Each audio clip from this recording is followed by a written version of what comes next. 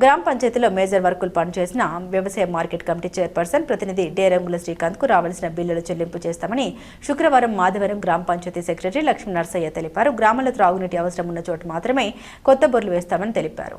గ్రామ పంచాయతీలో సెక్రటరీ పాత్ర అనేది ఏమీ లేదన్నా సార్. అది వండుకొని ఇక్కడ వాళ్ళు వండుకొని గంజి సుబ్బరాయుడు ఎస్డిపి ఫండ్ కింద కలెక్టర్ కాడి నుంచి వర్కులు తెచ్చుకున్నాడు. వర్కులకు తెచ్చినామంటే మనకు స్పెషల్ ఆఫీసర్ అయినటువంటి ఎంపీడీఓ గారిని అనుమతి తీసుకొని ఆ వర్కులకి రెజల్యూషన్ పాస్ చేసి ఇచ్చడం జరిగింది. ఎన్ని సార్? 2 వర్కులునా 2 బోర్లు సార్.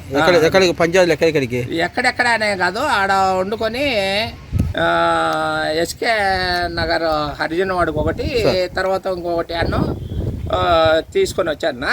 దాన్ని అది ఇంకా కలెక్టర్ నుంచి తీసుకొని అతనికి వండుకొని ఆ రెజల్యూషన్ మాత్రమే అతను కలెక్టర్ కాడి నుంచి వచ్చిన ప్రొసీడింగ్ ప్రకారమే రెజల్యూషన్ రాసేయడం జరిగింది. కావాలంటే మీకు ప్రొసీడింగ్ కూడా కలెక్టర్ వారు ఇచ్చిన ప్రొసీడింగ్ కూడా చూపించమంటే చూపిస్తా. నీటి సమస్య ఎక్కువ ఉంటే అక్కడ వేయలేదు కదా సార్.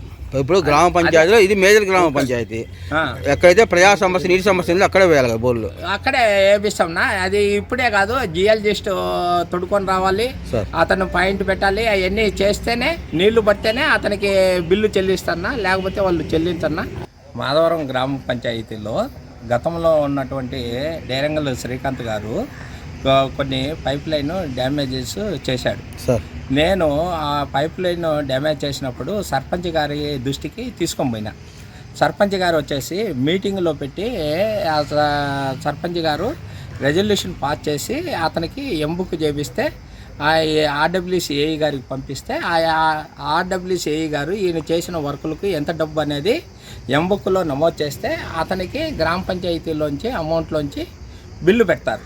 కాబట్టి గ్రామ పంచాయతీలో సర్పంచ్ గారు ఆ రోజు మీటింగ్ వండుకొని మీ పాతికేయుల సమావేశంలో కోరం లేనందువలన రద్దు చేయడం అయింది అని చెప్పేసి సర్పంచ్ గారు రెజల్యూషను లాస్ట్ మార్చిలో రాయడం కూడా జరిగింది. ఇప్పుడు ఏమంటున్నాడంటే కన్నా డేరంగుల శ్రీకాంత్ గారు వచ్చేసి నేను గతంలో పనిచేసిన వర్కులకి నాకు ఎంబుక్ తయారు చేసిండి అని. అది ఎంత అమౌంట్ అనేది కాదన్నా, ఆయన వర్కులు ఏమేమి చేసిండి అనేది వివరాలు తీసుకొని ఎంబుక్ నమోదు చేస్తే మన ఆర్డబ్ల్యూసి ఇంజనీర్ వారు ఆయన చేసిన వర్క్కు ఎంత అమౌంట్ అనేది వస్తుంది, ఆ అమౌంట్ ప్రకారం ఎంత అనేది తెలుస్తుంది.